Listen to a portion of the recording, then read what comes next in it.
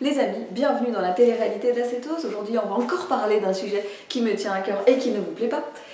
Parce qu'en ce moment, je reçois des mails de gens qui me disent « Alors, oui, je souhaite prendre du coaching avec vous, mais par contre, j'ai vu que vous n'autorisiez pas les produits laitiers, donc...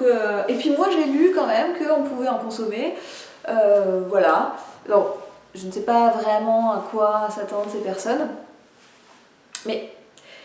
Je ne comprends pas en fait comment vous pouvez vouloir prendre du coaching avec quelqu'un en qui vous n'avez pas confiance.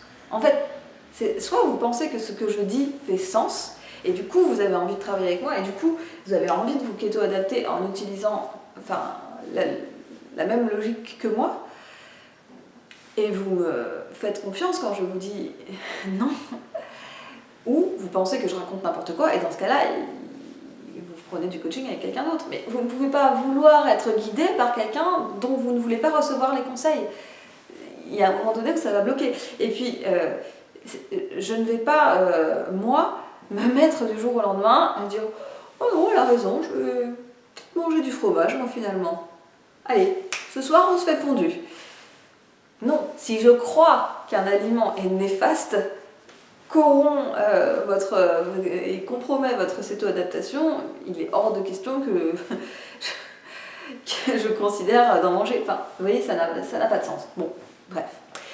Mon objet, ça n'est pas de critiquer les personnes qui disent qu'on peut en consommer. Mon objet aujourd'hui, c'est de vous expliquer pourquoi, à mon sens, le fromage ne fait pas partie des aliments du régime cétogène.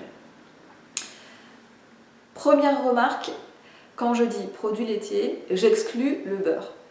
Quand je dis produits laitiers, je pense fromage, yaourt, lait, crème, tout ça, mais pas beurre, puisque dans le beurre, il n'y a quasiment plus de caséine, vous allez voir après. Donc, premier bloc de remarques totalement empiriques. Ceux qui suivent mon blog, vous avez vu que j'ai lancé une série qui s'appelle Welcome to the Lab, où on va tester un par un des aliments et leur effet sur la glycémie. C'est-à-dire que je vais prendre ma glycémie avant-après pour en vérifier l'impact et pour vous montrer en direct ce que ça fait. Et dans cette série, j'ai déjà commencé à m'intéresser beaucoup aux produits laitiers. Et moi, pour vous donner un exemple entre mille, le mascarpone, qui est pourtant un fromage très gras et très faible en protéines, je consomme du mascarpone, et bien ça me provoque une augmentation de la glycémie. Ceux qui ont suivi cet épisode, ce n'est pas une augmentation qui m'a fait sortir de la zone cétogène, mais une augmentation assez importante pour que quand même je me dise « ouais, ça fait chier, il faut réfléchir ». De manière plus globale, plus générale, je sais que si je mange un produit laitier, si je mange par exemple du fromage et que j'en mange beaucoup, immanquablement, ma glycémie va augmenter parce que j'aurai trop de protéines et que ça va me faire de la néoglucogénèse. Ça, c'est une chose. Si j'en mange un petit peu dans le repas, il ne va rien se passer le lendemain. Il ne va rien se passer de manière directe. Par contre, si je m'amuse à manger du fromage tous les jours, un petit peu, au bout de 5-6 jours, immanquablement, bam, je vais avoir ma glycémie qui monte là. Et quand je dis là, c'est pas une petite variation comme vous me dites des fois sur mon blog. On passe de 3,9 à 4,9, 5. C'est une grosse augmentation. Et vous allez peut-être me dire, non mais tu ne sais pas, hein, t'en sais rien si c'est le fromage, est-ce que c'est pas autre chose, machin.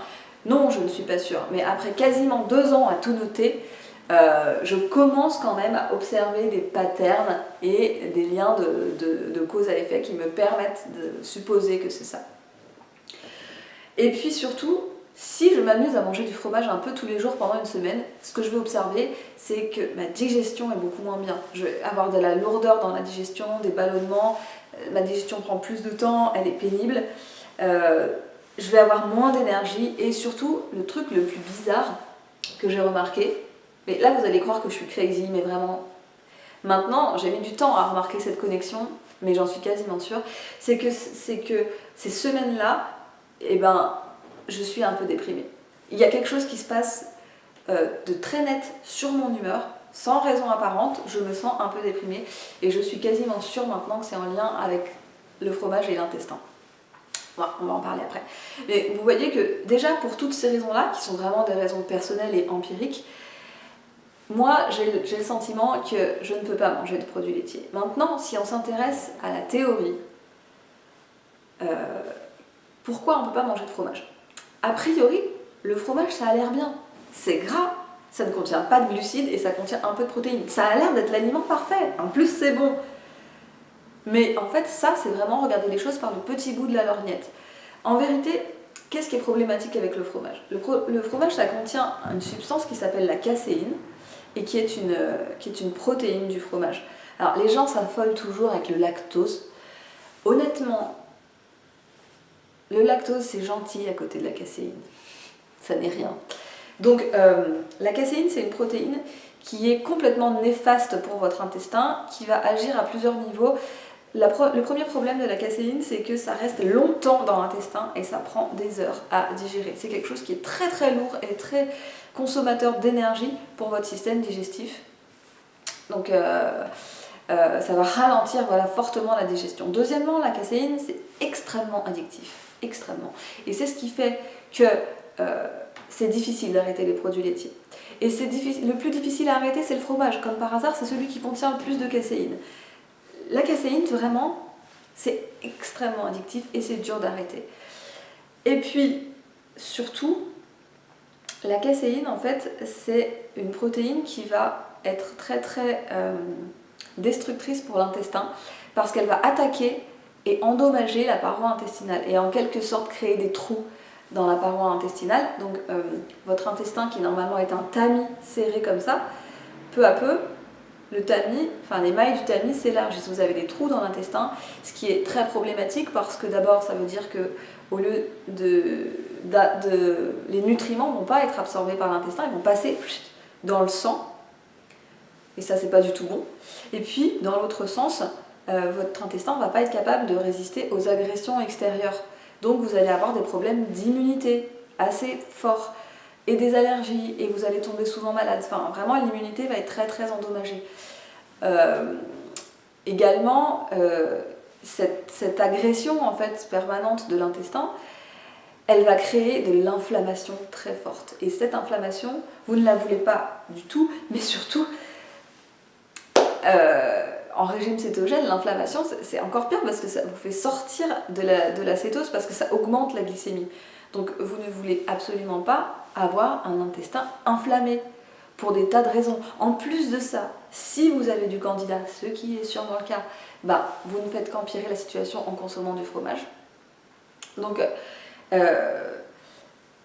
en fait, si on y réfléchit, consommer du fromage, consommer des produits laitiers, consommer de la caséine, ça va complètement à l'inverse de la logique du régime cétogène. Le régime cétogène, c'est quelque chose qui va vers la réparation des organes, la restauration de l'équilibre. On l'utilise pour soigner des maladies, pour soigner des cancers, des choses comme ça. Enfin, je veux dire, c'est quelque chose qui est là pour rétablir la santé de vos organes, alors que consommer de la caséine, c'est une logique de destruction lente des intestins. Donc, ça ne fera pas monter votre glycémie du jour au lendemain, mais par contre, sur le long terme, c'est tellement inflammé que vous n'arriverez plus à faire redescendre votre glycémie et que votre digestion va être infiniment compliquée. Donc, déjà dans cette logique cétogène, ça ne va pas. Et encore une fois, pour toutes les personnes qui font du régime cétogène parce qu'elles souhaitent perdre du poids, dites-vous bien que toute l'énergie qui est utilisée à combattre l'inflammation, qui est utilisée à la digestion parce que ça prend des heures, c'est une énergie qui n'est pas utilisée à convertir des cétones, qui n'est pas utilisée à vous kéto-adapter et à vous aider à utiliser vos acides gras pour en faire de l'énergie. En un mot commençant, vous ne perdrez pas de poids parce que vous êtes occupé à digérer et à réparer les problèmes dans votre corps. Putain, je m'énerve, on dirait Super Nanny. Je suis désolée, mais pour toutes ces raisons, je pense vraiment que le fromage et les produits laitiers ne sont pas des aliments de régime cétogène.